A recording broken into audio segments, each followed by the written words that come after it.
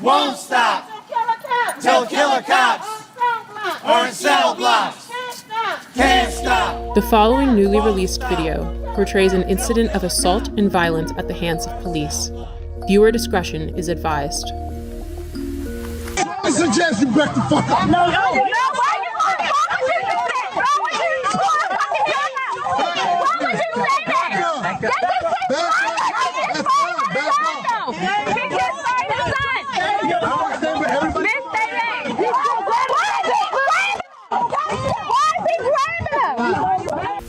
This is Baltimore City Police Officer Jorge Bernardez Ruiz.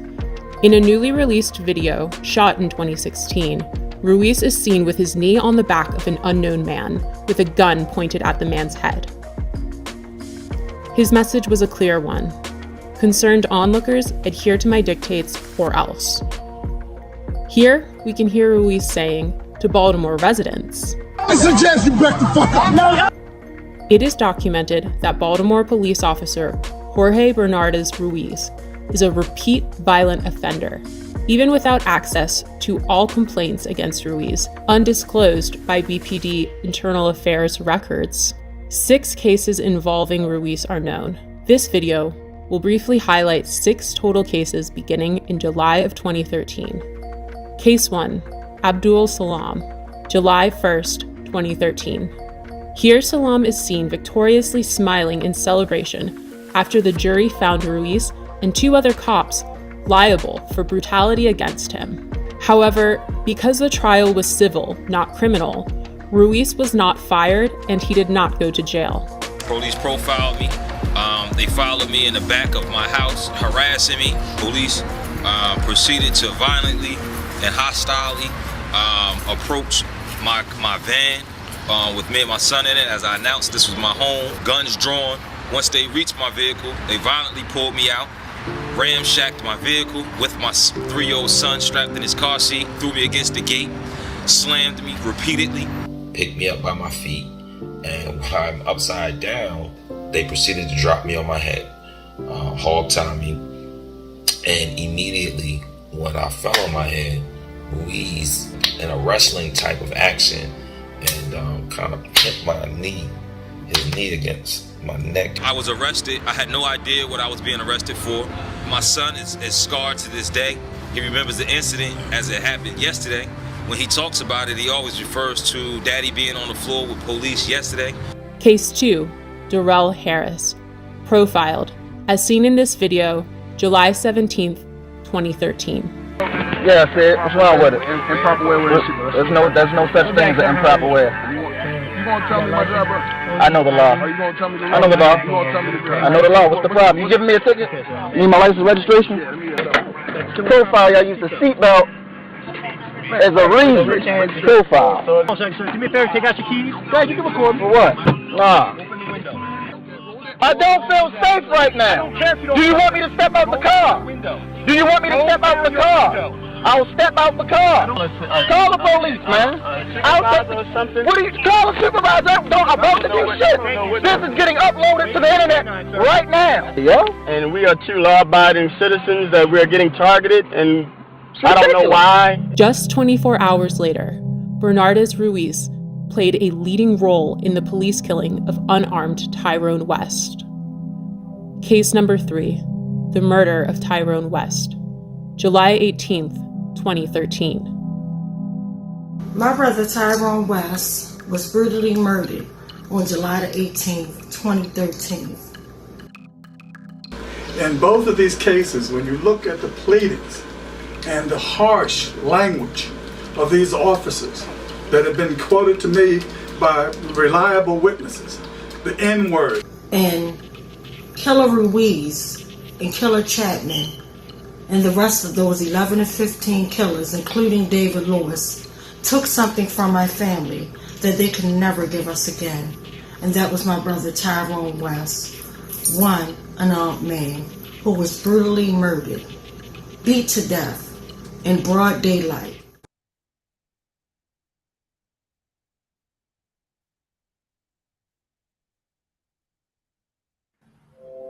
Mic check, mic check. This is West Wednesday, number 446. we are calling for justice for all victims of police violence. Mic check, mic check. Mic check. Mic check. Mic check. Mic check. Awesome. So thank you guys for joining us. And just like my brother Ben said, this is West Wednesday, week 446. And as you saw in the video, I don't have to go into it. Unfortunately, Ruiz is still currently working to this day. And it's just saying not only him, all 17 of the killers that murdered my brother are still working, literally 446 weeks later. So we know that these are not isolated incidents. We know that it's systemically happening, and it's unfortunately happening all over the world. It's not a Baltimore thing. It's not a New York thing. It's a worldwide thing, and this just needs to stop. And tonight we have special guests. Well, right now we have one in queue, and that's Miss Sharon. And unfortunately, she was signed up to a club that she never asked for. Her grandson was literally murdered 7 years ago by Madison police officers, like killer cops, and it's just sad. And then recently, as if that wasn't enough, her nephew was just, pretty much shot at 20 times, hit 5 times in the back, and thank God Almighty, he survived. And like, she has a story to tell, and not only does she have a story to tell, my heart goes out with the deepest amount of sympathy, empathy, and everything, because no family should ever have to go through this trauma, this nightmare that no one asked for. But the thing that I love about her, this sister literally is pretty much been in this fight that nobody asked for literally 7 years, and she's finding ways out about this dirty system, just like we find ways out. And it's just, unfortunately, we have to play the investigators, we have to play the lawyers, and it's just unfortunately what we have to do as family. Literally, I should have never have went into my pocketbook to dig up $50,000 that I can't even get back, because they claim that, there was a statutation limit for you to get your money back, when I've been out there from day one. And the first thing I asked for, and the first place I stepped to, was the medical examiner's office, because we really know that they get police killer cops off. We really know that it's based upon what they write in their report, is pretty much telling, if we're going to receive charges or not. And unfortunately, when David Fowler was in, at the medical examiner's office, chief medical examiner, pretty much him and his flunkies did some horrific things, and including covering up my brother's murder. Literally, that was literally like the third place that we stood at, and we stood out there for weeks, months, years, calling out the medical examiner's office. Nobody never wanted to hear my family. They shunned us, they frowned upon us, and I told them, those jokers, and that's exactly why I went in my own pocketbook, because you're not going to lie and say my brother had a bad heart, when in fact he was the healthiest man in my family that took care of everyone. This was my big oldest brother, but he took care of my entire family. And for him to be murdered at the tender age of 44 years old, beat to death, I'm talking about tortured. No man, no woman, no human being could have survived that brutal attack. And the fact that we know that there's no statutation limit on murder, the fact that Marilyn Mosley sits in her office, right? She's sitting in her office right now with, as she claimed, I want new evidence because it didn't happen on my tender. First of all, it doesn't matter who tender it happened on. The fact that it happened, we know in other cases when you're not fighting the police and things like that, when you're not fighting for accountability from the police department, you can murder somebody, but if they find DNA evidence, they find witnesses, you can go and get somebody 50 years from now and say, you know what, we have proof that you murdered so-and-so, and they could bring them to accountability. We know this. So all of this, it didn't happen on my tender. We done been through the whole entire Doug and Pony show about jurisdictions, like all types of stuff, when we tried to go to these political people for help.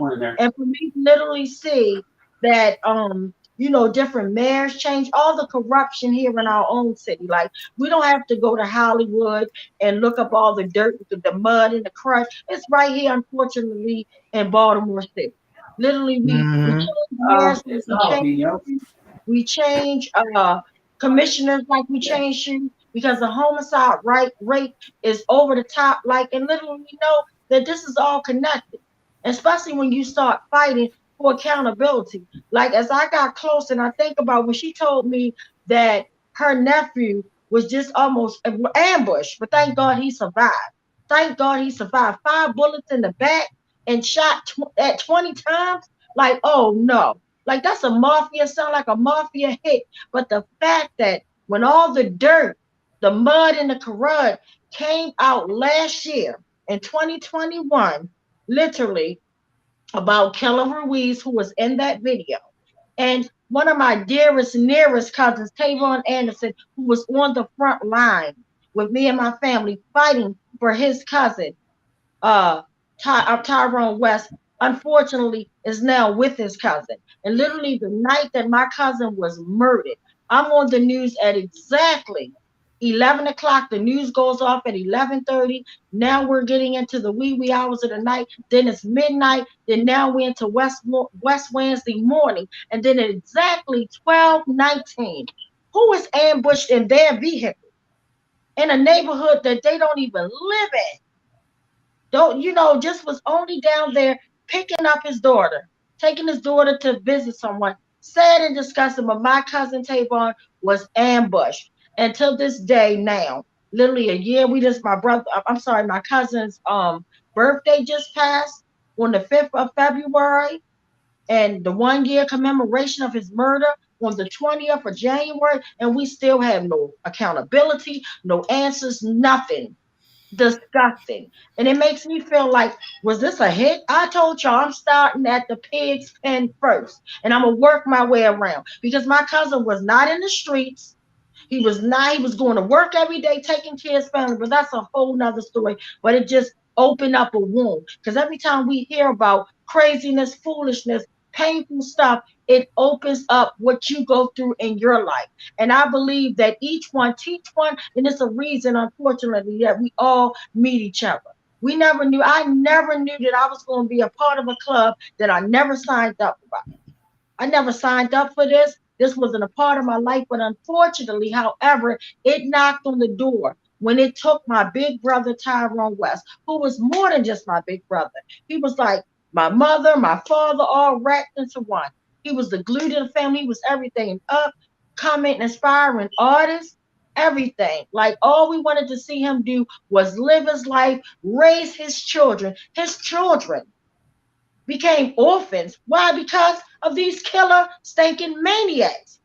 How dare you take their father from them, and then you don't even get held accountability. You don't get held accountable. What happened was pretty much they got promotions, they got pay raises, they got a paid vacation. While me and my family was burying my loved one, they weren't paid administrationally, like really a paid vacation with their foot up in the air.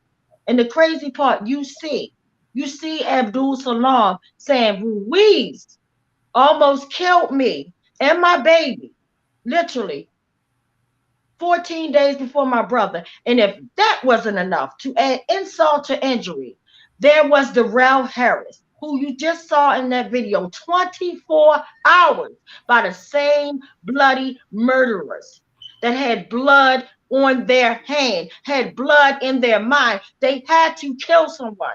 Why? Because none of their action was corrected. And that's all that we know, that, that they murdered my brother. How many other folks that we probably don't even know that this dirty city has been sweeping underneath of the world? It's just sad and disgusting. But before I go on and bring out my first guest, I want to give out Uncle Bill a big birthday shout out. Our Uncle Bill has turned, and I call him a comrade, a big comrade in the movement. And unfortunately, just a little bit about Uncle Bill. And I remember when I met him, when he came to his first West Wednesday, I remember my cousin Kiara and my cousin Neil was there. And it was like, oh my God, he used to be our teacher. And I'm like, wow, because I'm like, he was a sharp thinker. He's right on point about this dirty system. And I was like, wow, I like this guy. Like, he's amazing, you know. And then he said that he was stepping out of retirement. He said and he was so sweet. He apologized. He said, well, I apologize to you guys that I haven't been around. But he knew that we were boots on the ground because literally before this pandemic, we were out on somebody's corner. I don't care if it was raining. I don't care if the snow. I don't care what. Just like I said, killer cops must go. They don't think about the weather when they out there murdering us. And that's the biggest thing that I miss, being boots on the ground, shutting their behind parts down. That's the only way you can do it. We could talk all day behind the screen, but that means nothing if you're not right there in their face on the street, shutting them down, calling them out, walking them to their car. That's the type of stuff that we were doing. And that's the type of stuff that we're going to continue on doing. We're going to tweak it, freak it, however we got to do it, but it's going to get done. You know, you cannot run. You can run, but you can't hide. We know what you did, and we definitely know who you are. But like I said, when Uncle Bill, when we met him, you know, years ago, you know, he pretty much said, now that I'm out, you know, I'm a retired teacher, and which I knew because he taught 2 of my cousins. Matter of fact, 3 of my family members. Because then when I wound up bringing them to another West Wednesday, my little cousin, little guy was like, wait a minute, he used to be my teacher. I'm like, right, I taught my whole family. And then I remember when, just a lot of memories, good memories. So I just wanted to shout out Uncle Bill. I'm 72 years, y'all, and he looked good. I pray to God I make it to 72 years. And if I make it, I want to look as good as him because he looks good physical health, like getting around. He was holding a bullhorn on top of his head, all type of stuff. And him and his wife, beautiful people, his whole family, in fact. So just wanted to give him a big shout out before I bring on our beautiful guest. And unfortunately, Miss Sharon should not have to live a nightmare of burying her grandchild. Like literally, if we go back to biblical times and the way to me it should be, I would want my children to bury me. You know, I would want my children to bury me. I don't want them to bury me no time soon, but I would never want to bury my children. And I pray one day that I get to have grandchildren. And God knows I would never want to bury one of my grandbabies. Like that is disgusting. How disgusting is that? A poor grandmother had to bury her grandchild 7 years ago. And you think she walked away and left it alone? Hell to the no. She's still here. And not only is she here, she knows how to fight the system. She's going to teach us some things. So no further ado. And she's coming all the way. She's not here in Baltimore at all. She's coming from Wisconsin, y'all. So let's give it up for our warrior queen sister, Miss Sharon. Mic check. Mic check. Mic check. And mic thank check. You. Happy birthday. All right, can you hear me? Yeah. Yes, we can hear you. Okay. I'm new at this. I don't do computers real well. So thank you for inviting me to this.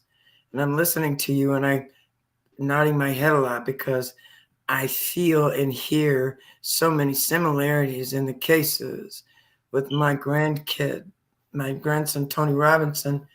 I mean, he was shot 7 times in his own home.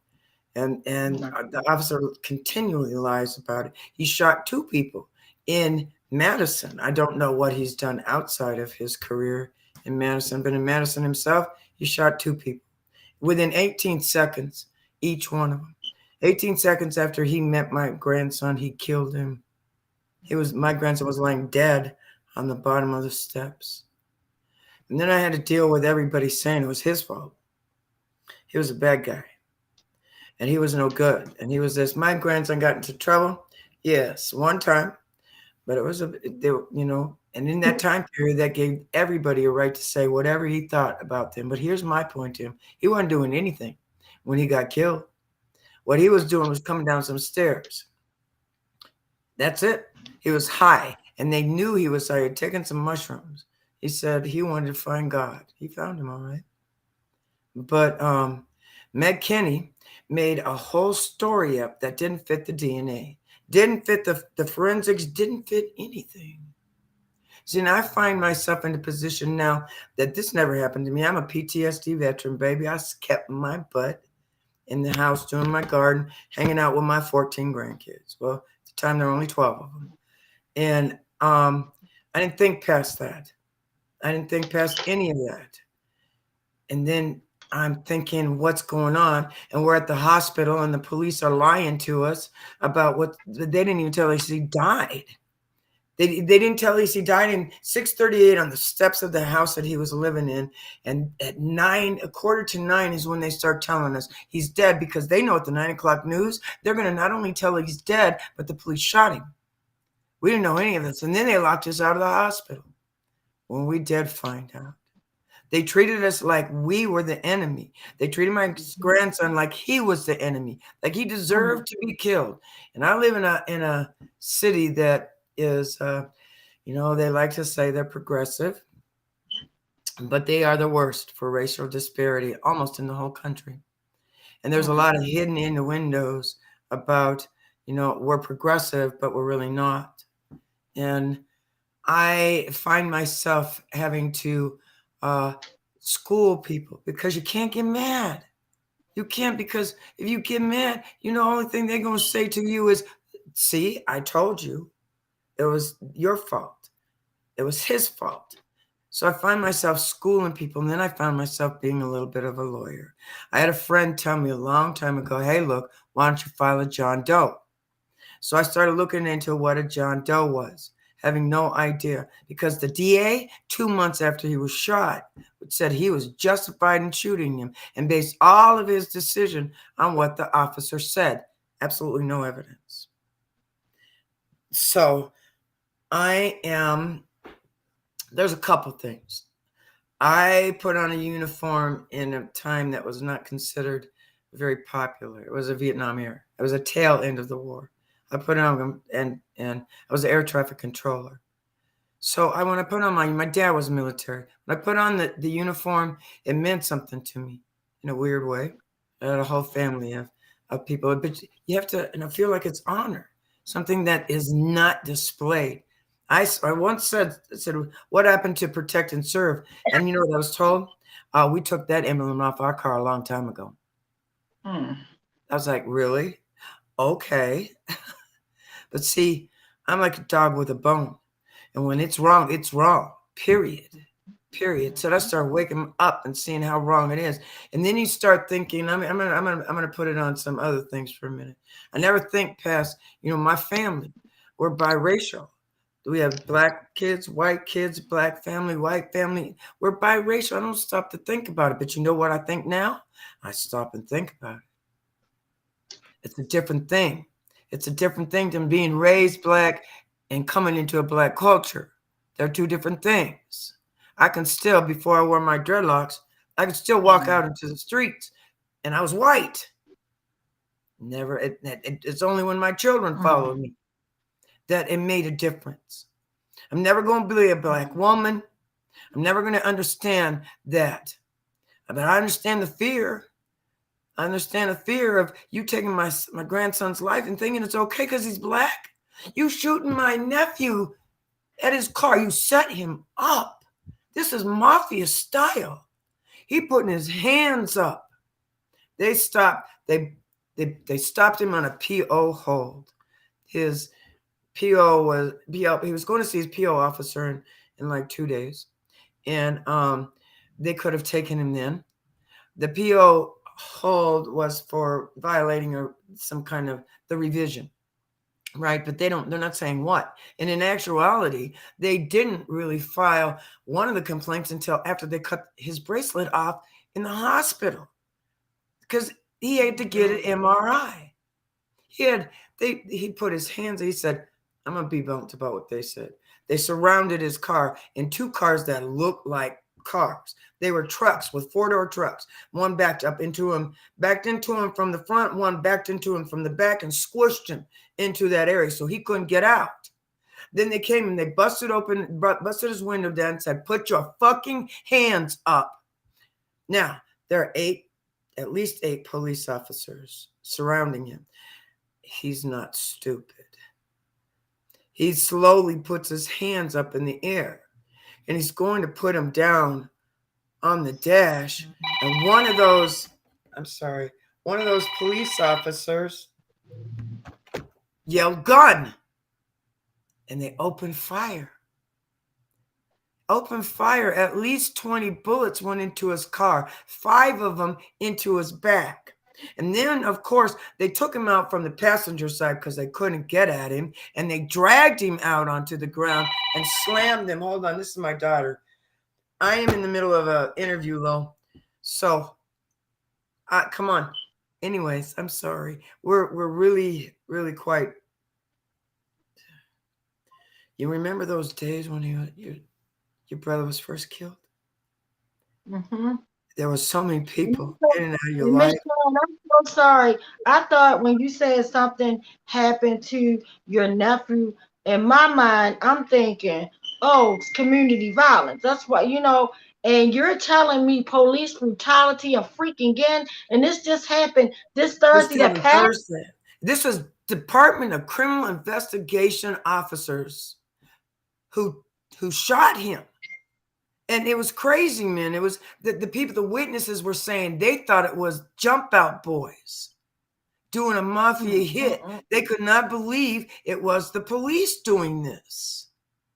Now he gets to the hospital. They put him in there as a John Doe, not allowing anybody any information, and told his mother and his brother that if they came back to the hospital, they would arrest them. Like I said, they locked us out of the hospital. They locked us out of the hospital, wouldn't let nobody in because I want to know. Well, I have to admit that I tried to go through them to get to my grandson. When I don't told blame us you. 15 minutes before the news came out that he had died, I was like, I just want to go see him. I want to go say goodbye. I want to tell him it's all right. He can walk to God. You can go home. It's all right. They said no. You know what this little cop said to me? You can't. He's evidence. You know what I said? Yeah, you can't. He's evidence. That's what they said. I said, get the fuck out my way. And I started playing linebacker through 4 and 5 police. I don't even remember this. My husband comes and I come back around. He's got me. He's holding me up and he said, you can't do this, Sharon. You can't do this. They're drawing their guns. You have to stop. Terrell, he's Tony Terrell Robinson Jr. We call him Terrell. Tony, his dad, says to him, what are you going to do? Shoot her too? We didn't know that it was the police who shot. I didn't know I lost my mind.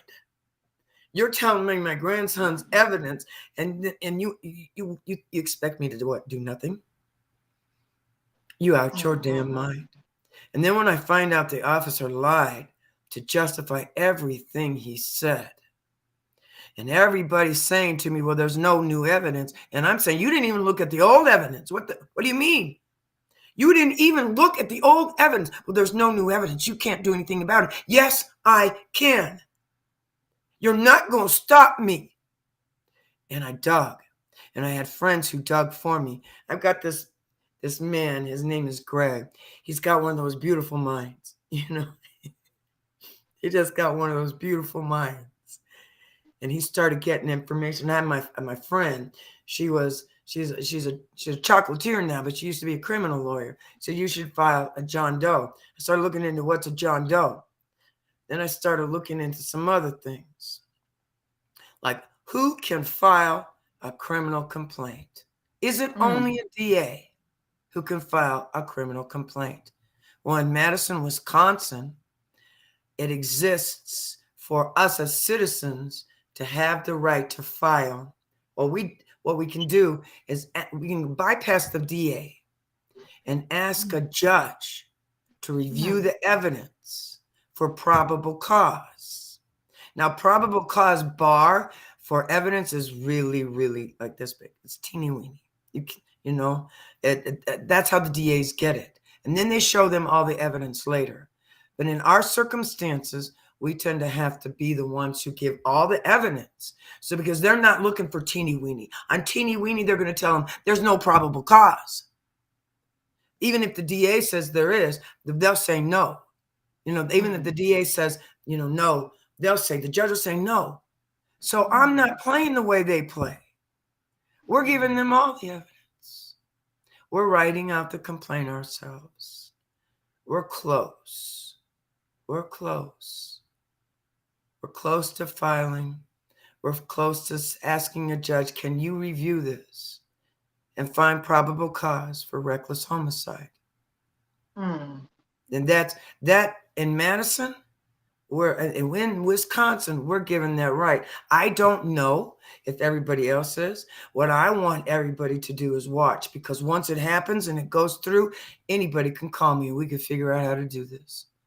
Because I'm tired of a system telling us we can't do anything against these cops who kill our children and walk away from it because the DA is afraid. Because honestly, DAs, they're their allies. They're not going to prosecute their allies. They need them. So then there's an inherent bias in there.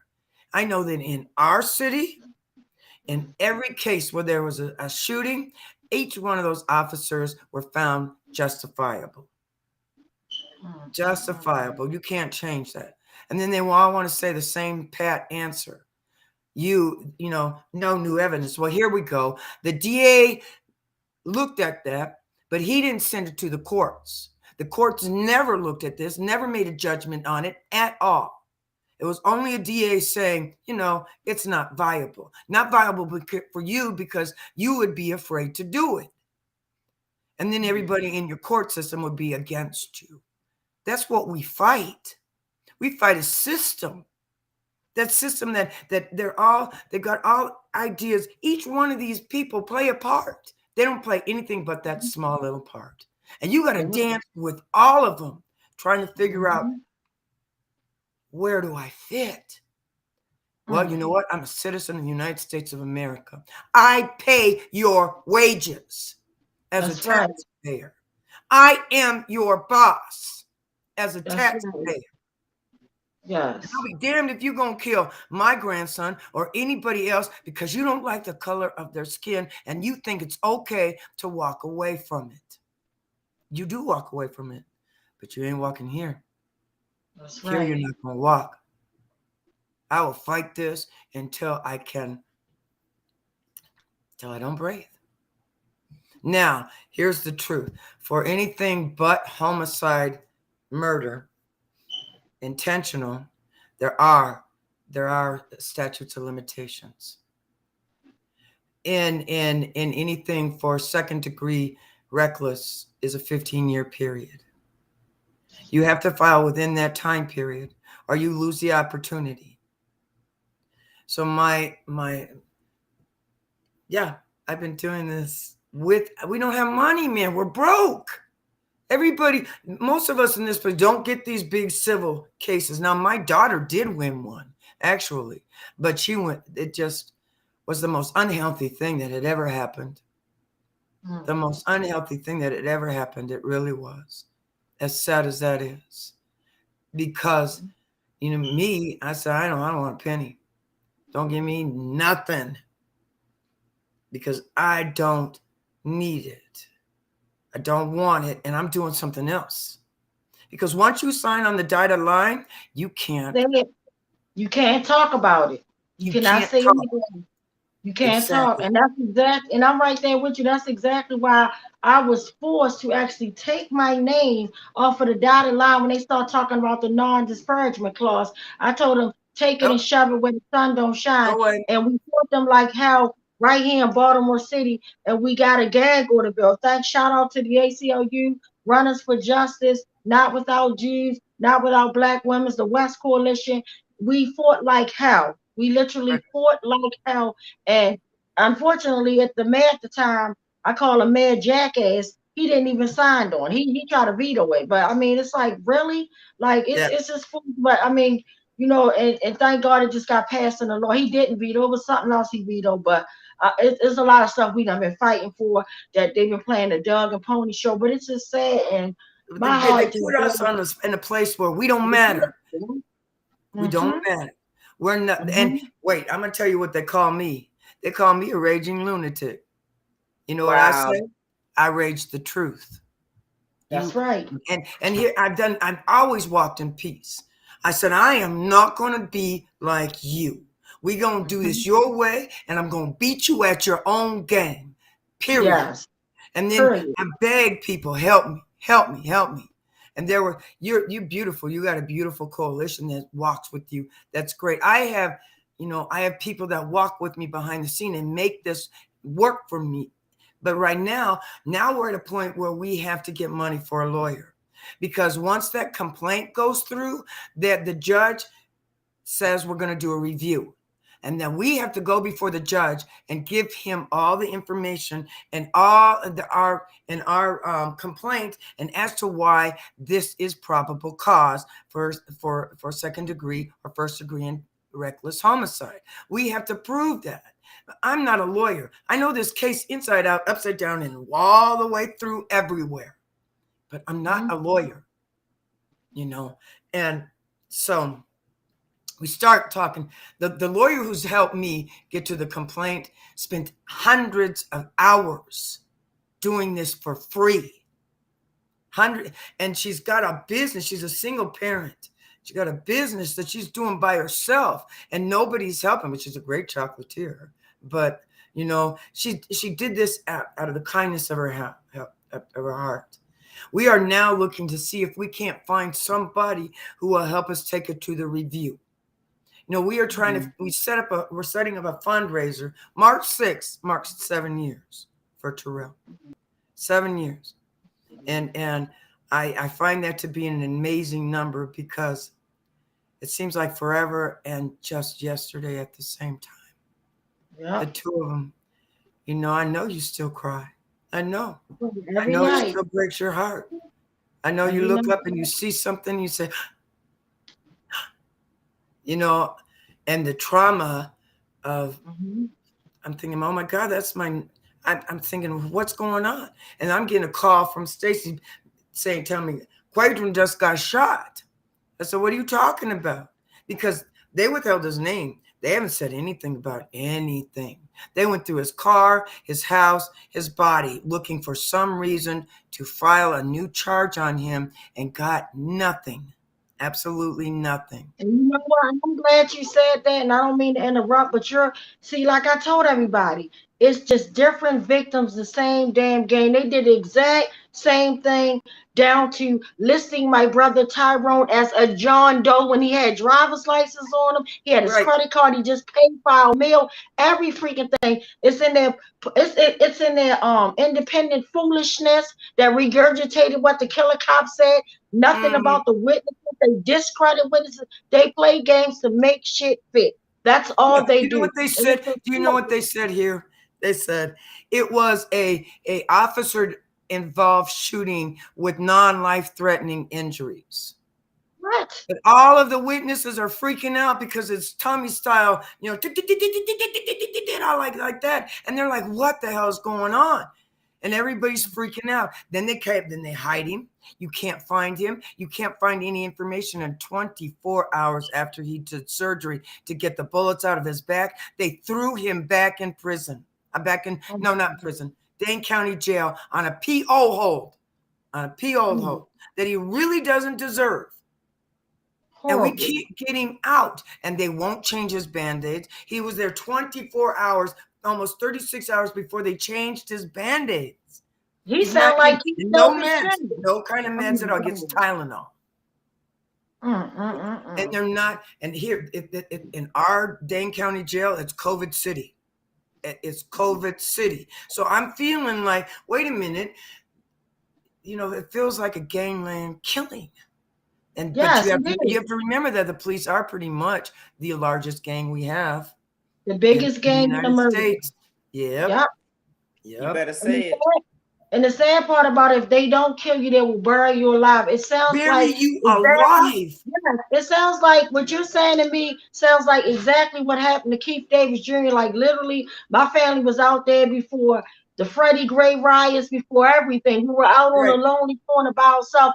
Then when the uprising happened, millions take to the street. When the CNN come, when the cameras come, everybody want to come post up. Now you got a bunch of police brutality activists, actors, all type of stuff combined together. But the fact that everybody was fighting for one cause, one purpose was great with me. But then literally after Freddie Gray, Keith Davis Jr. was the first man gunned down here in Baltimore City. And literally, he was shot at like mafia style. All he heard was gun, let me run. And he literally got shot at over 30 something times.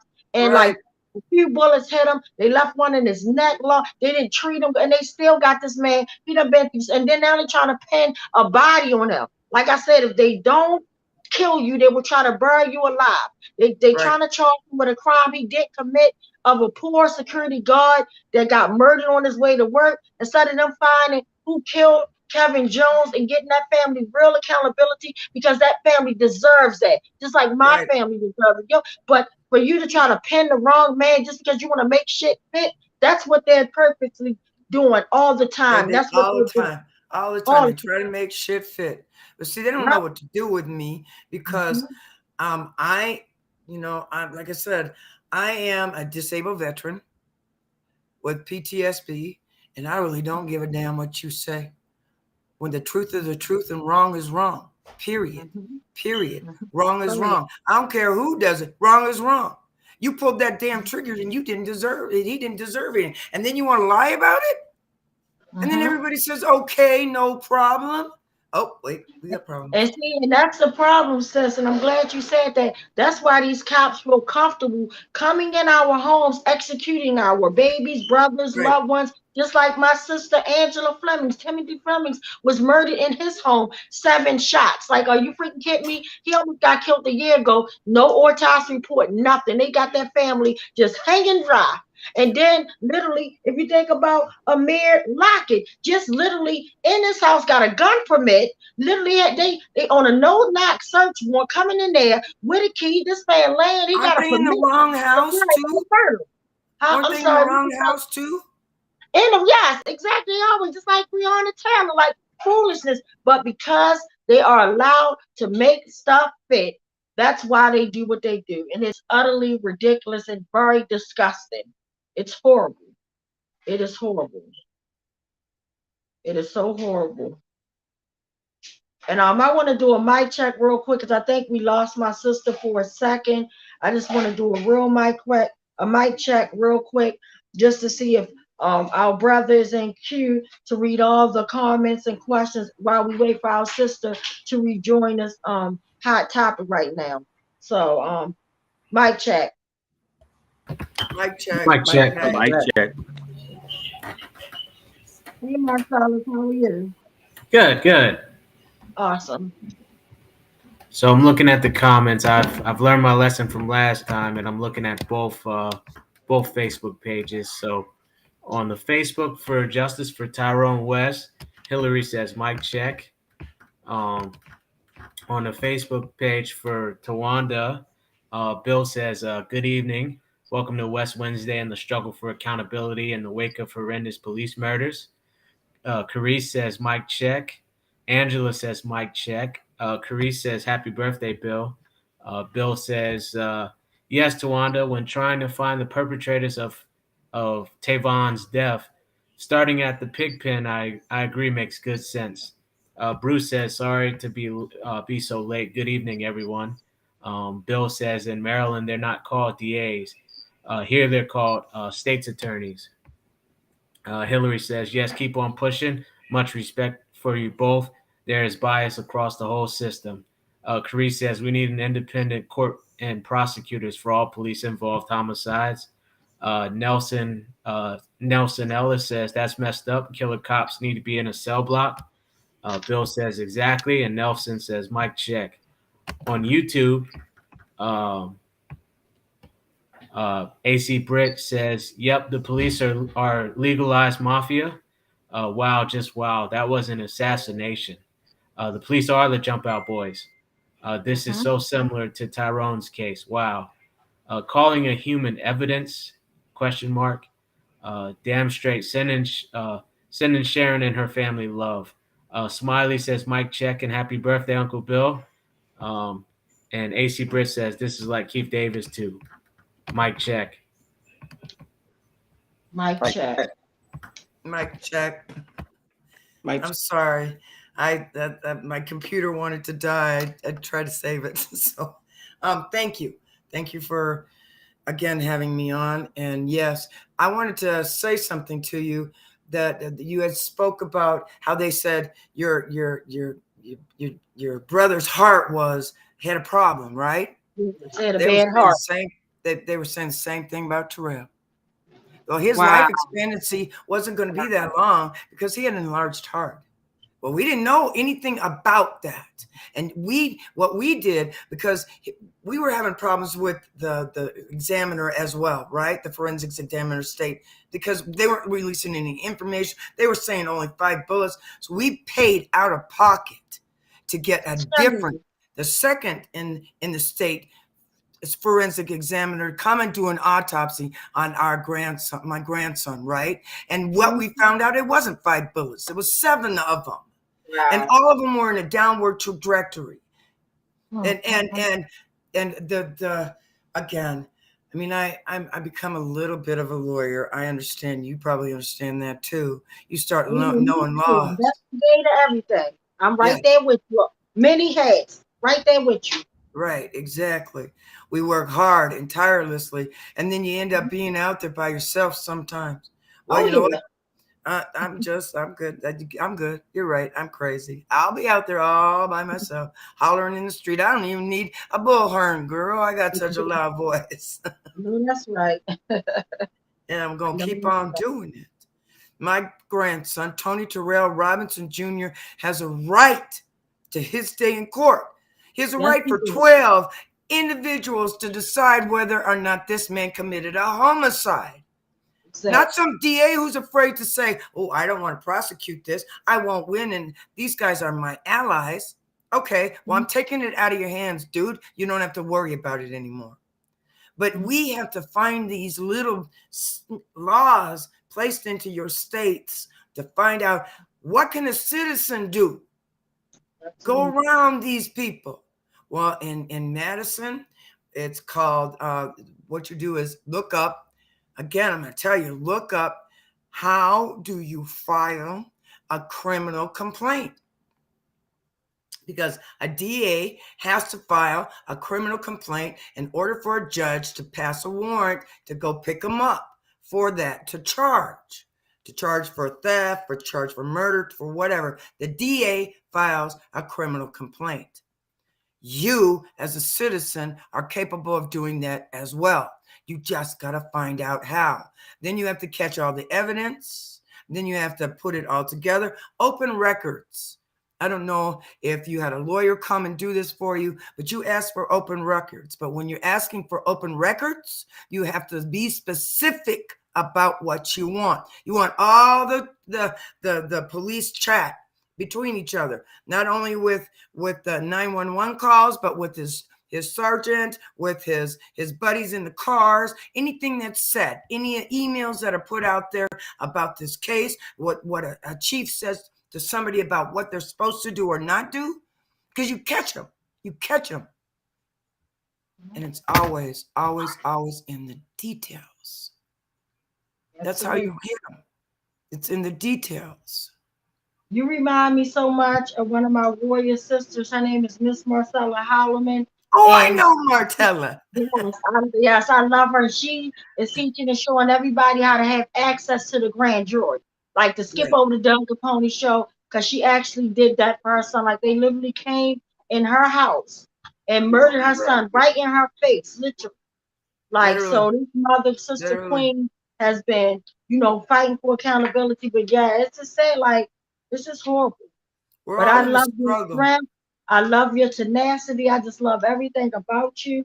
And I want to check in real quick with our brother Benjamin to see if our sister actually joined us, the auntie of Alton Sterling, because I know she's on a different time frame, but she said, I know things happen with our phones, his computers, just being out and about, all that. But I want to check in real quick. To see if they're on, if she come on. Our sister Viva. Mic check. Mic check. Unfortunately, hasn't. Right now, we're fighting for Quadrin to be taken out of jail and put back in the hospital. Because here's the point. It feels like you're trying to kill him. It feels just like it. You know, come on, let's admit you put 20 bullets in a car. You trying to kill him. It's not non-life threatening. This was a threat to his life. Now you put him back in the hospital. I mean, take him out of the hospital 24 hours after you take them bullets out and throw him back in jail with no pain pills. And you're not keeping him, you're not keeping his Band-Aids clean. He was crying. They're bloody. He said they won't clean them. And this is what they're saying now, what they're standing for. The Black Panthers from Milwaukee came down today. They said, look, what we will do, we're not talking about violence. We're talking about your money. We'll hit your pockets. We will stop buying your stuff. We will boycott whatever it is you have. We won't take it. We'll hit your pockets really hard. And then he said, but this young man dies up there because of COVID or infections, there's going to be a problem. A really, really, really big problem. And he's right. If you don't take care of him, I would suggest you let him out of jail, put him back in the hospital, and let him recuperate. He just had 5 bullets taken out of him. Oh my God! So he's not even in the hospital now. Up in prison. He's up in the Dane County Jail. Not prison, my fault. Dane County Jail on a PO hold. Oh my God! You got to be kidding me. I mean, that is so horrible. And could you tell us the little action that you did today in regards to your nephew? Yes. Today we called a press conference to tell them to let him back in the hospital.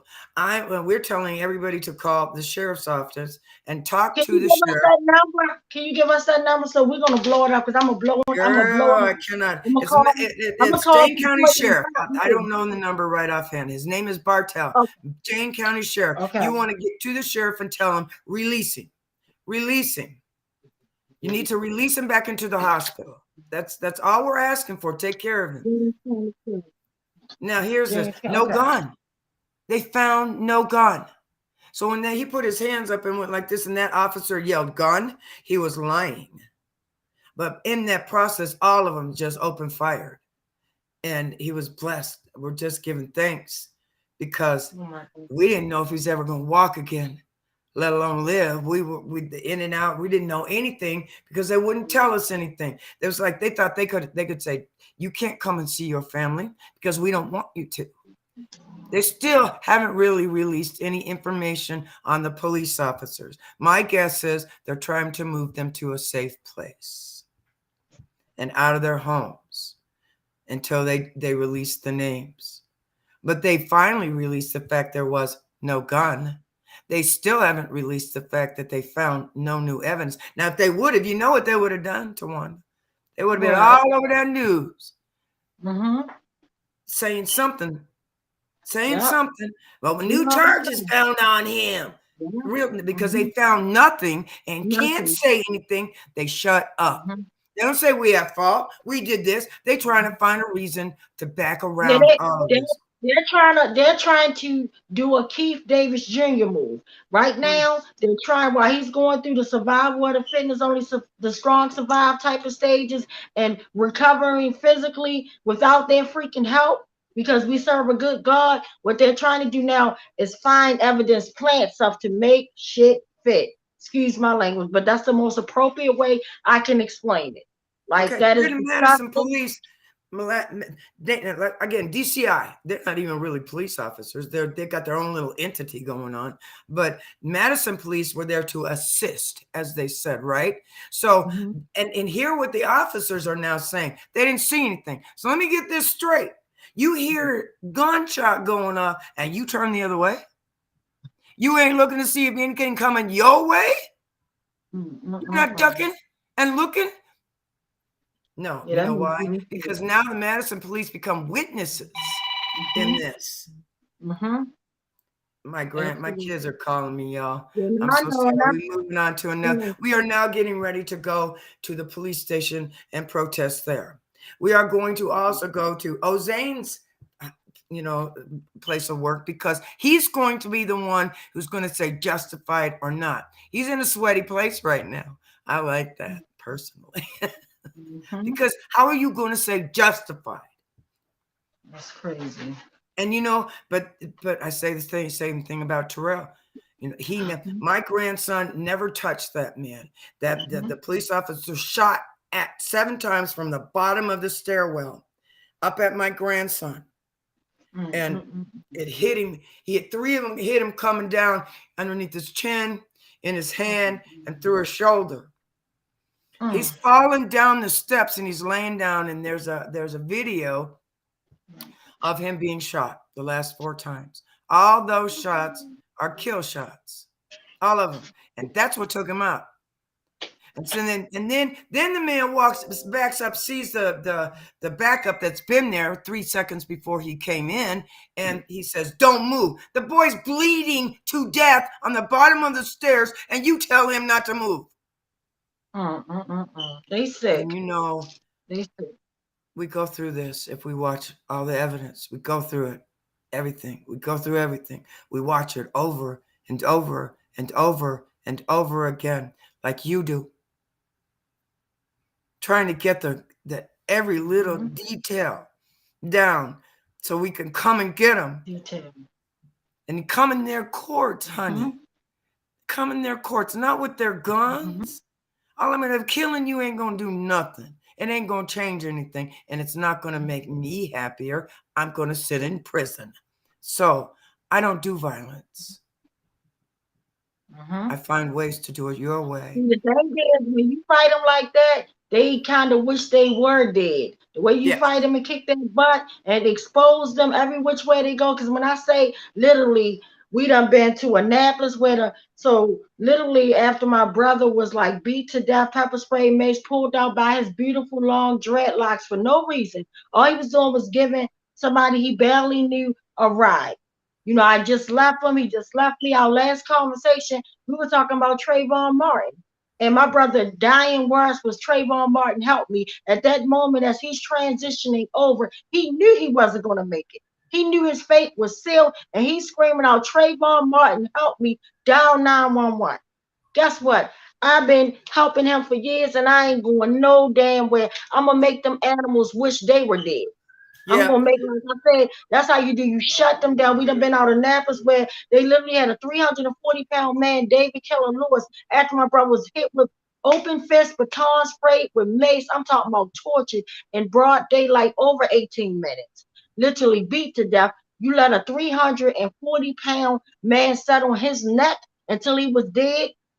I go after every last one of them. I'm not violent. I literally, when I found out Killer David Lewis, he just recently had a court appearance for domestic violence, went up there, threw him under the bridge, bus, waited for him outside. And of course, they snuck him out the side doors, but we did our protest. The judge was right on the side because they knew it was a cruddy cop. They treated the one lady that had domestic violence case before him, they treated her like she was trash. They treated her like she was trash, but I still called them out on the mic, let them know I will show up at your wedding. I will show up at your wedding. When Reeves tried to get married, he married and that's how dirty they are.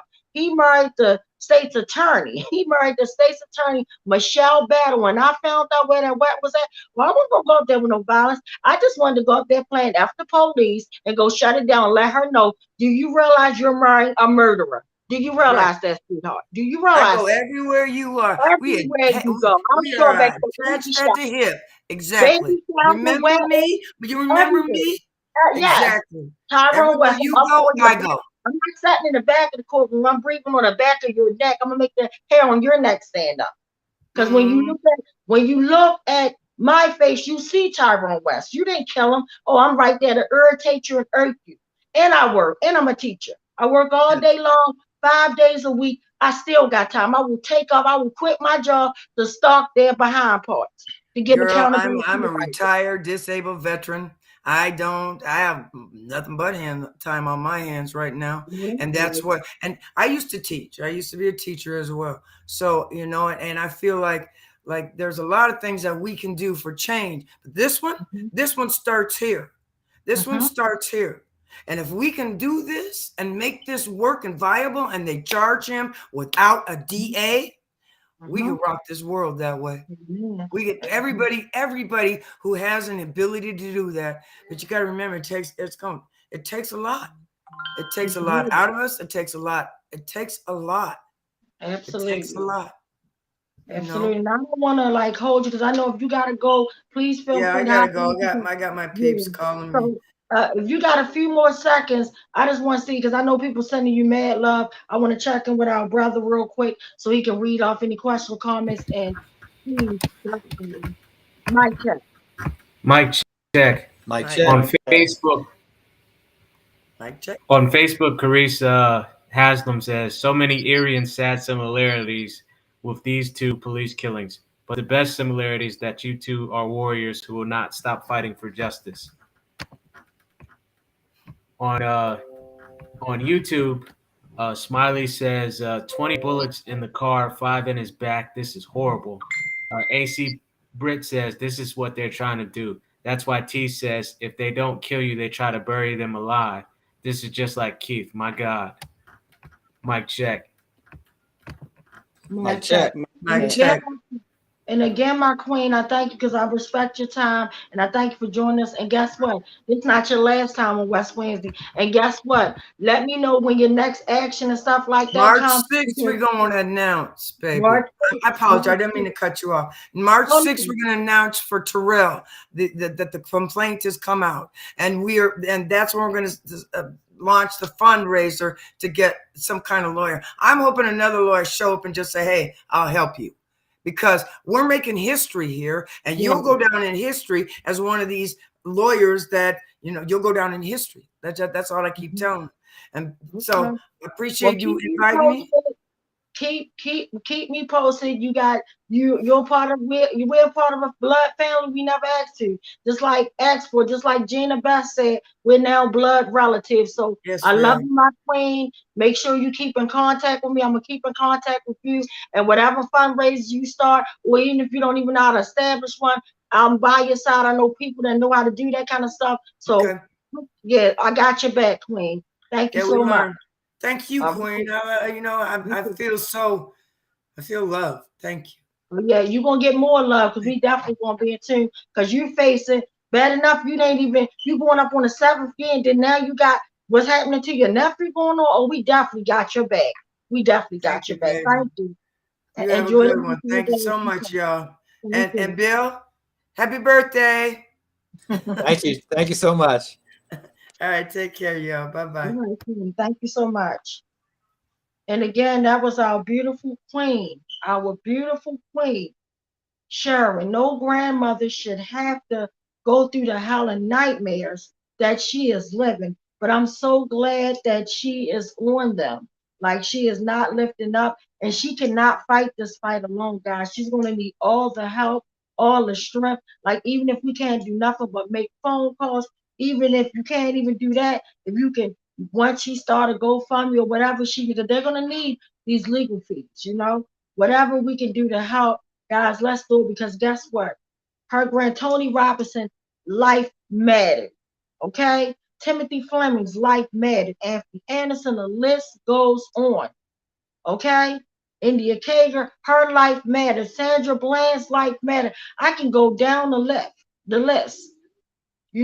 But I'm not. But unfortunately, speaking of sad list and everything else, I'm going to check in one last time for Marcellus to see, and then I also want to check in with the West Wednesday Coalition, West Wednesday panel to see if you guys have any questions or comments. Mic check. Mic check. Mic check. Mic check. So on Facebook and YouTube, there are no more comments currently at the moment. Mic check. Mic check. Mic check. Awesome. So do anybody else want to share or say something? I'm sorry, guys, that you guys didn't get to say anything that you might have wanted to say to our sister, but just know that she felt the love, and if any messages that you want me to pass, I will definitely make sure we are connected with our queen. And I want to check in. I see my beautiful sister Angela. I want to check in and see if Angela wants to say anything. Mic check.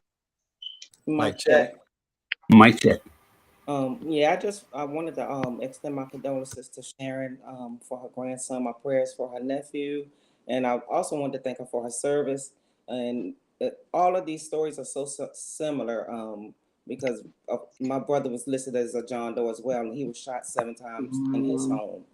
So that kind of struck a nerve, a chord with me when I hear certain numbers and words thrown out.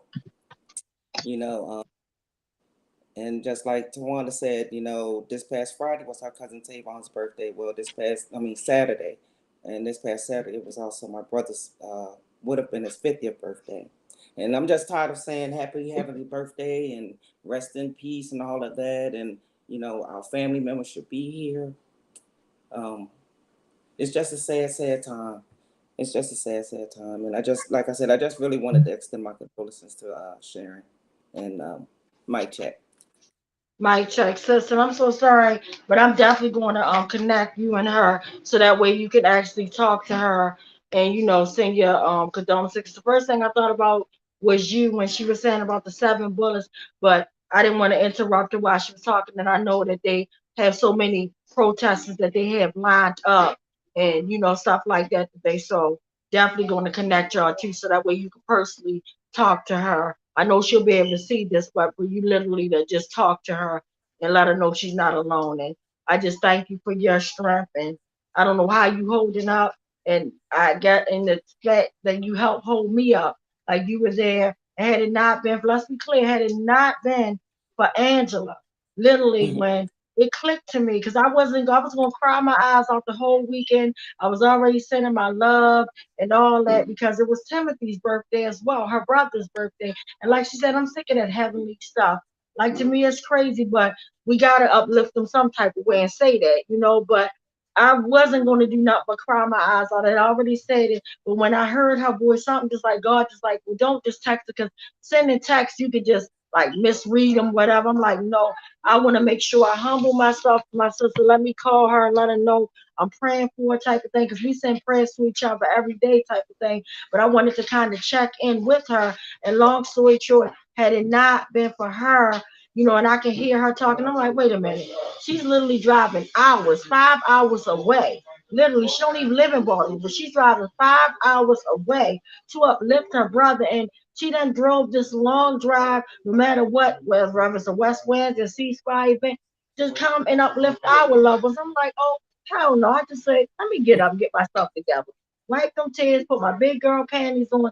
I'm out. And I'm like, sis, I'm going to try to beat you there, but I'm definitely going to meet you there. So we, hooked up. And I'm so glad, because I would have cried and missed an event, and I was already sad because my cousin Jamie gave a big, nice birthday gathering for her brother, heavenly birthday party, and then another one for our daughter, because her daughter, she has a birthday in that same month. Like, we have so many, like, so the list goes on. So happy birthday. I know I gave Uncle Bill a shout out, but we got Timothy Fleming's happy heavenly birthday. We got Tavon Anderson happy birthday. We got my cousin Aisha. We got my cousin Mira. We got my cousin Kiana, my cousin Shayla, my cousin Aisha. Like, we got like a lot of birthdays in this month. And if I didn't mention your name, I'm sorry, don't judge. Oh, and my brother. Brother Sifu. Brings the fire. Yes, Sifu, like, brings that fire. He just had a birthday. Like, so all you guys rocking. If I didn't say your name personally for the birthday shout, I love you. Don't judge my heart, judge my mind. I got so much going on. But again, had I not talked to my sister, I would have literally talked my own self out of a blessing, because she had a family member there that prayed, and his words touched me so deep. And then me being out there fighting in the movement, I'm like, okay, my body wasn't building, though I wanted to go get fancy and dress up, but I'm like, I can't. I cry my eyes, like, my cousin's not here. Like, we don't even have accountability. I just couldn't do it, but then I'm like, okay, I can go outside. I'm from these streets. I can go outside. I can uplift my cousin Tavon name. And then the funniest part, I didn't even know my sister was going to even have a picture of me and my cousin. That touched me to my heart. Like, literally, that picture is in my car. And it's unfortunately that I got to have pictures and buttons of my loved ones that are no longer here. That sucks. That sucks. That really sucks. But I just wanted to thank you for, even at your time of loss, sadness, and all that, to be able to still be loving it and uplift me. So just like it just meant a lot for me. I'm trying not to cry because I look real ugly when I cry. So I'm trying not to cry like you. I'm trying not to cry too, but I appreciate you and the West Coalition as well. I love you all and I thank you all for everything. So yeah. Well, thank you. Well, right now, sis Queen, I'm gonna go to our brother one more time to check in and see if we have any final comments, questions before we read this very long sad list. Like literally, Uncle Bill said we had 36 victims of police brutality, murder. Let's be clear, murder. Like it is just horrible. And then we have our sad list in our city that keeps growing every day. So Marcellus, thank you so much. Do we have any more questions or comments? Mic check. Yes, on Facebook, Dwayne says Senate Bill 374, private citizen rights to approach grand jury. Google search, ask Senator Jill P. Carter. Mic check. Mic check. AC Britt says send in Angela Love. And Smiley says, wow, they said the same thing about Terrell's heart, like Tyrone too. The whole system is corrupt. Mic check.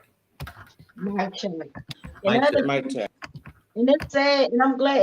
And seeing every time I talk to my sister, like as we were crying together on the phone one day, and we both was talking, she was like, "Yeah, I ain't even ready, sis. My brother's birthday get ready to come up in February." I said, "Wait, man, that's my cousin. I ain't ready. My cousin, bro." But we share so many similarities. It's just like heartbreaking.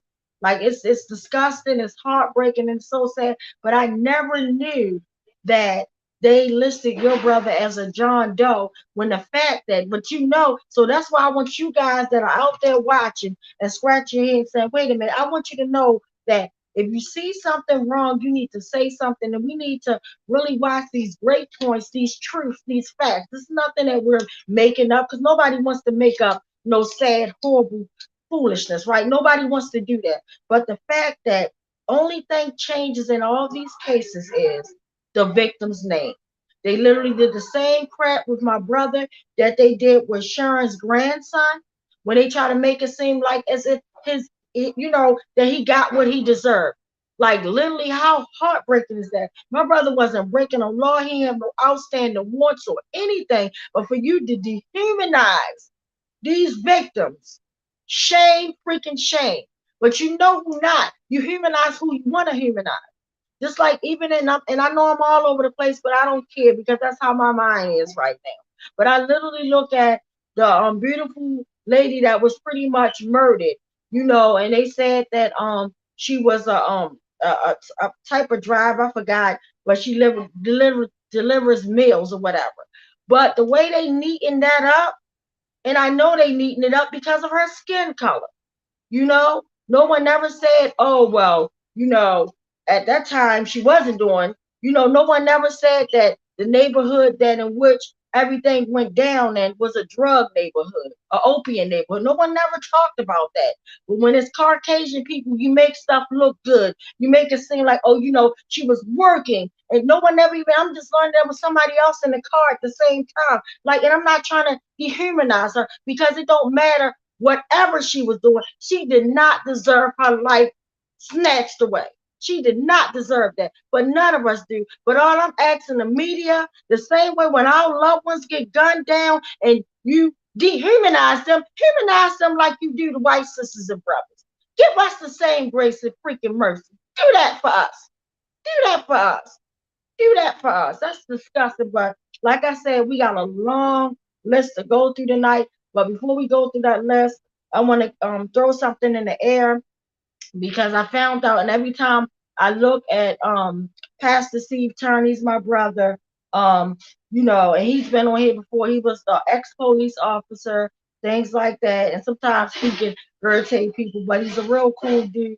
But the fact that he's literally laying in Sinai Hospital, and I was really disturbed about the post that he posted this evening, like around 8 hours ago. He pretty much said, like, they're not giving him any treatment. They're not allowing him to get his dialysis or anything. He got some type of blood bacteria infection, which is serious. That could kill you. And this man fought through getting over pneumonia, all types of stuff. But now all of a sudden you got him there. And then the crazy part, how he got the bacteria infection, because I've been sending him texts, things like that. He got the bacteria infection when he went to a hospital where they wasn't cleaning their hands and they was working on him and they got him sick. So it makes me purposely think, did you get him sick because he was calling your asses out? Because he was an ex-officer and he was telling y'all how dirty and corrupt this freaking system is. So now you got Pastor Steve Turner sitting there. You want to play with him? I'm letting you know I'm watching. And I got his freaking back. I got his back. Because y'all not going to keep playing games. And it's so sad that we're in critical times that now most people, depending on who you are, some people make it out the hospital and some people don't. And it's just sad. And I'm praying for this pastor, this man of God. I'm praying for him. And I'm going to keep my eyes on him. Because now you're not giving him dialysis and y'all know he needed. Like, this is sad. Then he said he haven't even saw his wife in 2 weeks. Now you take a man wife away from him, his rib. You take his rib away. You won't let his wife come in and see him? That is disgusting. But my eyes is on you. So don't make me come out with my protest signs in front of Sinai Hospital, because y'all know I will. I can do that on this Saturday. Turn up Steve Turner Saturday. We can start it now while he's alive. We want to make sure he returns to his wife and family. So I just want to throw that in the air because I know they watching my page. Watch on. Pastor Steve, I got your back. But anyway, moving right on, unfortunately, to our sad list. Mic check. Mic check. Tawana, do you mind if I mention something before Mic check. Sure, absolutely. Oh, okay. Two things. In case people are watching West Wednesday this evening and are not clear on what we're focused on right now, we're fighting to force Marilyn Mosby to say, yes, I'm going to prosecute the cops that killed Tyrone West, or no, I'm not going to do it. So that if she says no, then we can go around her. So just want to clarify, that's the current specific fight. The second thing I wanted to say is once a month we have something called the Challenge discussion. Challenge is the revolutionary newspaper of the Communist Progressive Labor Party that I work with. And next week, after West Wednesday at 9:00, we're going to have a discussion. And we're reading a piece by the great poet Langston Hughes. He spent a year living in the Soviet Union. And we're going to read one of the articles he wrote about his experience there. And this is about the role of women, the treatment of women, a question of sexism in a society that no longer is exploitative, and the wonderful things that can be accomplished, although it takes time to do all of it. So that's next week, and I want to invite everybody who's interested. So, mic check, Tawana, if you're back, or we should wait a minute maybe.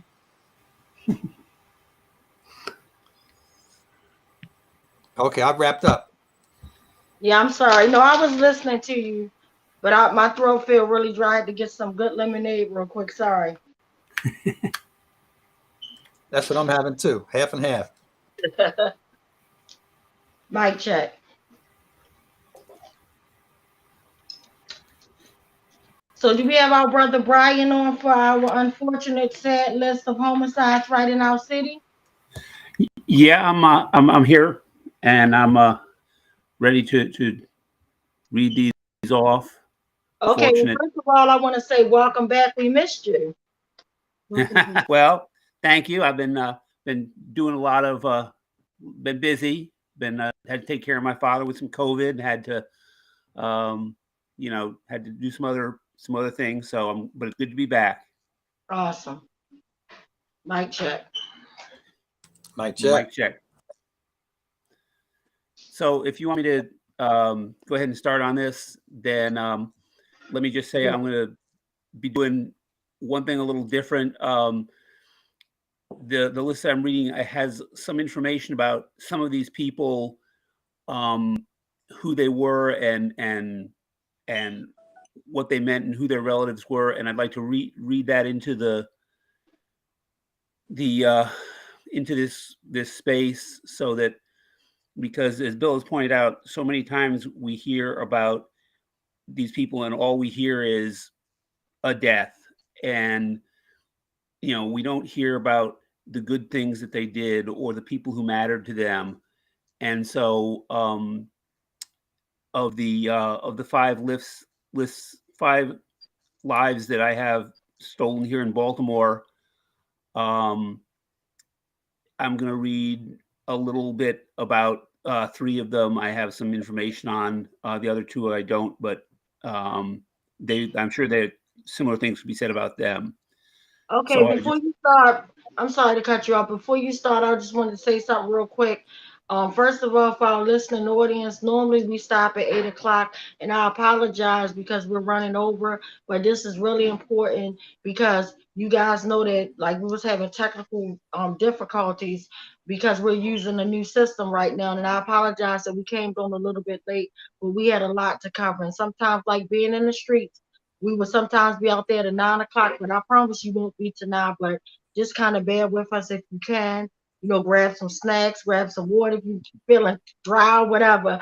But yeah, so if you could just please hold on as we respectfully show these human beings the decent amount of respect that they deserve. And I apologize, Brother Brian, for cutting you off. Mic check.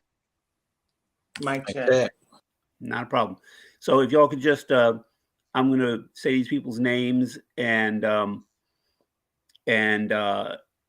when I say their age, then if you would just echo their names back. So the first is James Blue III. He was the husband of Lakeisha Blue and the brother of Shalonda Stokes. He was 43. James Blue III. Kevin Jones, 59. Kevin Jones. 59. Dante Lee, 28. Dante Lee, 28. Cheryl McCormick. She was an alumna of Our Lady of Mount Carmel School. She was 51. Cheryl McCormick, 51. Chesley Patterson. He was a restaurant manager in Little Italy. He was 44. Can you say his name once more? Chesley Patterson. Chesley Patterson. Thank you. And thank you all. Thank you. And before we bring our brother, our Uncle Bill up, before we bring Uncle Bill up, I just want us real quickly to take 1 minute. Let's take 1 minute just to show our love, show our respect, and just like, we got to do more than just pray, guys. We got to do more than just watch this and go, oh, that's sad. Like, you don't understand the level of pain associated to when somebody in your family is gone. And unfortunately, we feel trauma and pain even when our loved one just passed away. Like a lot of my friends been losing their mothers lately. You know, my heart goes out to April Brown, the Brown family. Miss Brown just passed away this week. You know, my brother's best friend, you know, Prashawn, you know, he just lost his mom. Like, my heart just goes out, you know, to anybody, rather if your loved one was murdered or just sick and sad, because guess what? When that moment hits in that you're never going to see your loved one again down here on this earth, oh, it hurts like hell. And I don't give a damn if they are sick, but the fact that they are murdered, please, guys, let's just think of ways. If you don't pray, if you're not into prayer, but I am, I'm going to pray this minute. Let's just take 1 minute, please. I know we got a long list, but please, let's just take a minute to just even give thanks that it's not your family on this list. And then also pray for the families that it is, because they are our family. Some type of way they are connected to us, because that is sad that no one is safe in our city and world right now. It's really disgusting. Mic check. Mic check. All right. So this evening, as Tawanda pointed out, we have a very long list of people whose lives were stolen by the police in the recent period. This list covers January the 20th until yesterday, and we're going to announce the names of 34 people killed by the police. Tragedies, all of them. The first occurred in Lacey, Washington on January the 20th. 34 years old, if we can uplift his name, please. Charles Stanley. Charles. Stanley. On the next day, January 21st, in New York, 47 years old, LaShawn McNeil. Sean McNeil. McNeil. On January 23rd, in Newman, Georgia, 37 years old, Sean Kinney. Sean Kinney. Sean Kinney. Killed by police on January 23rd in Burlington, Massachusetts, 42 years old, Paul Cordamanchi. Paul Cordamanchi. Also on January 23rd in Lafayette, Louisiana, 24 years old, killed by police, Tyrone Coates. Tyrone Coates. Tyrone Coates. On the next day, January 24th in Spokane, Washington, his age is not included, killed by police, Peterson Camo. Peterson Camo. In Madison County, Missouri, on January the 25th, 58 years old, killed by police, Ronnie Walker. Ronnie Walker. In Aragon, Georgia, on January the 25th, 30 years old, killed by police, Derek Rock. Derek Rock. January 25th, Memphis, Tennessee, 20 years old, killed by police, John Hunt. On January 26th in Ferguson, which is famous for the police killing of Michael Brown and the refusal to prosecute Darren Wilson, the cop who killed him. This victim has not yet been identified. Killer cops in cell blocks, Ashe. In Coachella, California, on January 28th, again, this person has not yet been identified. Killer cops in cell blocks, Ashe. In Springfield, Missouri, January the 28th, 28 years old, killed by police, Mitchell Who. Mitchell Who. And I apologize to his family if I haven't pronounced the name right. Last name is spelled Hooe. So our condolences to your family. And if we mispronounced your name, I'm very sorry. Killed on January 28th in Nashville, Tennessee, 37 years old, Landon Eastep. Landon Eastep. Killed on January 29th by police in Denton, Texas, 28 years old, David Chernosky. David Fichinowski.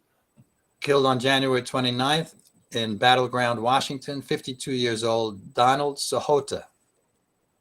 Donald Sahota. And close to home in Crofton, Maryland, on January 30th, and we should look into this case.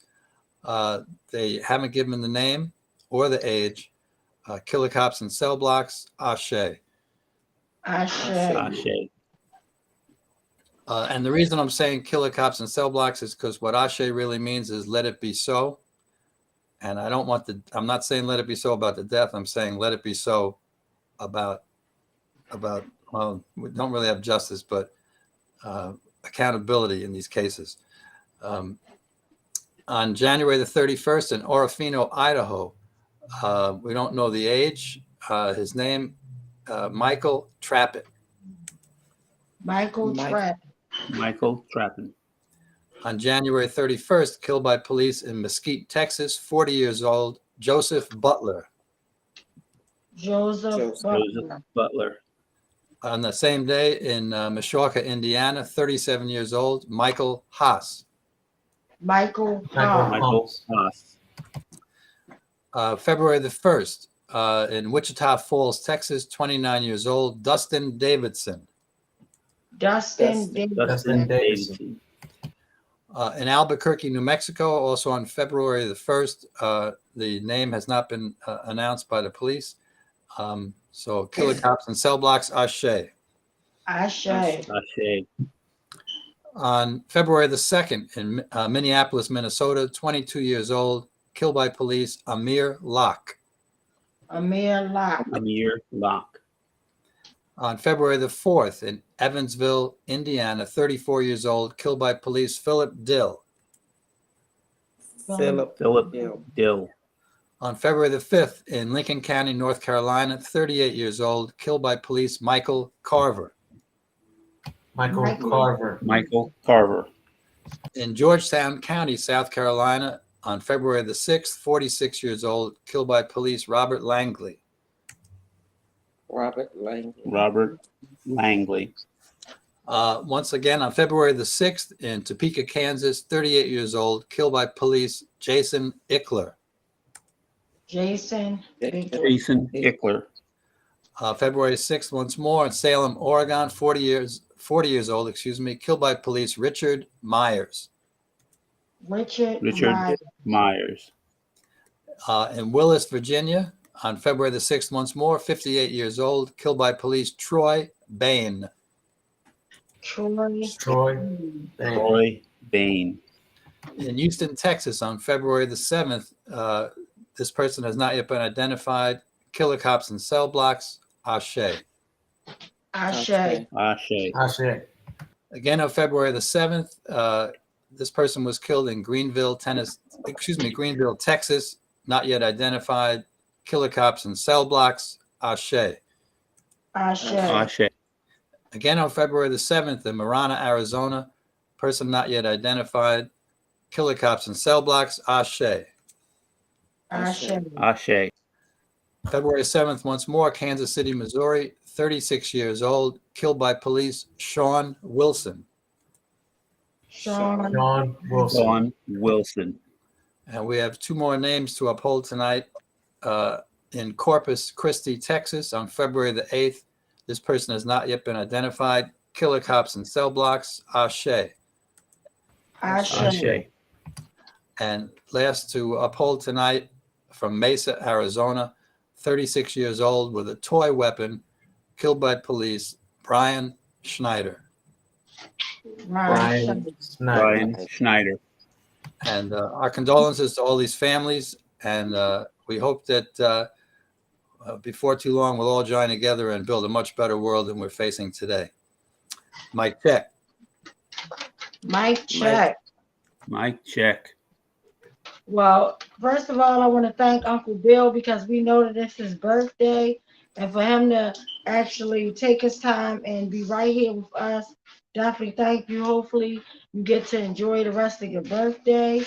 But I just wanted to thank you guys again because I know we ran over, but you know, it's a lot going on and we definitely need to hear what was said. So definitely want to give all my love and a virtual big hug to our sister, Miss Sharon, who lost her grandson going on 7 years ago on this coming March. Tony Robinson, life mattered. So did Alton Sterling's life matter. And I'm sorry our sister Rita couldn't join us, but I'm quite sure something happened because when I talked to her a few hours ago, she confirmed and she was sure. So I know that stuff happened, just like when our sister Bianca, the auntie of Breonna Taylor, she had confirmed and things like that. Then unfortunately, her fiance's son was murdered at school, and it really broke my heart into pieces when I found out it was a 15-year-old baby, especially when I have a 15-year-old. Like, it doesn't matter what age it is, but that just like broke my heart into pieces. And as sad as it is, we're not safe in school, we're not safe in our church, we're not even safe laying on our own couch. Amir Locke laying on his own couch with a gun permit weapon, you know, with a permit to carry a gun, a permit to carry a gun, and you hear somebody coming in your house, especially with all the homicides, the way they got the world set up with you, that fear of, oh my God, am I going to go out here? Am I going to get murdered, you know, by a stray bullet or somebody trying to rob me, carjack me, or purge me, or whatever? Am I going to get murdered? Or is a killer cop going to pull me over? But literally, you're laying in your house and you are resting your head in your apartment or in an apartment. It may not even be this house, but you're laying there resting and you hear doors coming, and they don't say, drop your weapon with, you know, the police, this, that, and the third. We saw that video. That is disgusting. But as disgusting as that is, it was very disgusting for our Uncle Bill to read 36 lives stolen, literally this year, literally. And we only, what, the day is what, February the 7th? Like, this is like utterly ridiculous. Like, it is too much going on. Like, it's sad, it's disgusting, and it's very heartbreaking. So again, I'm praying for everybody. And this is so sad, the times we are, like, you don't know what, like, my mind is all over the place. Like, I might even say the date wrong. Like, it's just that sad out here because you're so worried about your loved ones, everybody loved ones. I'm tired of saying rest in peace. That's why I be trying to avoid social media. Like, I might put up a sub and then hop off because I'm tired of writing, I'm so sorry, my deepest heartfelt condolences, and crying after I get off of social media. Something that used to bring people together. It's just sad. It's a sad time. So again, the way we brought you in, we're going to take you out. Our brother Ben put on a video of real survivors that survived the brutal attacks of Ruiz. Unfortunately, my brother Tyrone West did not, because the system is doing what it does. It's wiping us out. So enough is enough. Get in contact with Marilyn Mosby and tell her right now she needs to meet with my family, or she needs to write me a letter, a response letter, saying she is not going to do anything. She only have to meet with me. She ain't got to waste my time. She done wasted 3-4 years now. She can just write it in black and white. I am not going to cross, so we can move on. Justice delayed is justice denied. Mic check. Cell block for killer cops. Thank you all. Cell block. And Mr. West begging for his life, and Mr. Salam begging for his child to be excluded and comforted from what was taking place. Not for himself, but for his 3-year-old child. Case number 4, Adina Britt and family, September 10th, 2015. My name is Adina Britt, and I wanted to submit a 30-second testimonial that Jorge Omar Bernardez Ruiz is one of the 11 terrorists that came into my house performing a home invasion in September 2015, terrorizing my entire family and even holding my 12-year-old son at gunpoint. He needs to be stopped. Case number 5, unidentified arrestee, assaulted in 2016. I suggest you back the fuck up. No, why would you do that? Why would you do that?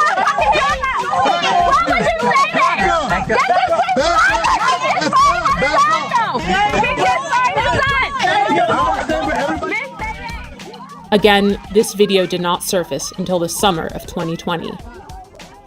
Case 6, Thomas McCullough, May 2016 and February 2017.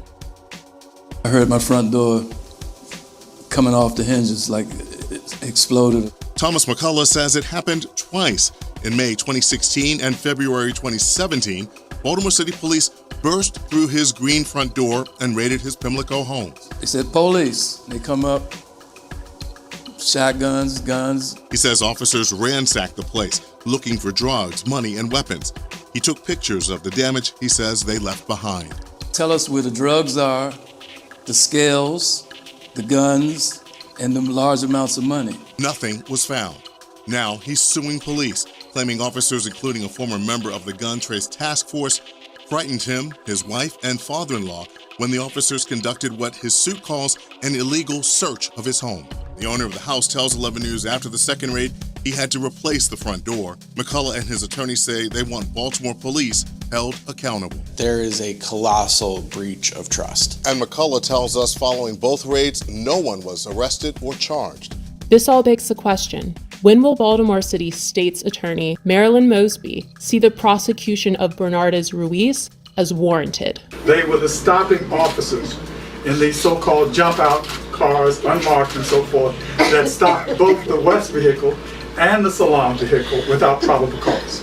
And these officers are the ones that also were joined by others, but they are the ones who initiated the stops, pulled both men out of the vehicles, and commenced the vicious activity that was thrust upon them. And the officer Ruiz that started this attack is still working and working with promotions. He is now sergeant. But the fact that this repeat violent offender had a history leading up to my brother. There was Darrell Harris, there was James Green, Joseph Green, Abdul Salam, and my sister Dina and her family.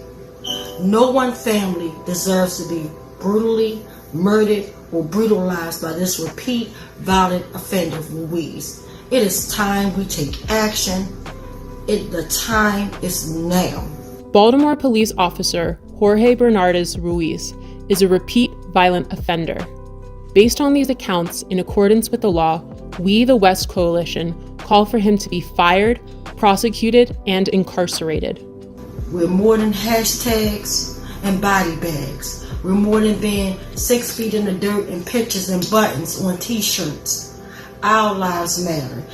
For the safety of our city, the prevention of further harm, and the justice for these families, we see no other option. And again, I'll say, the time is now.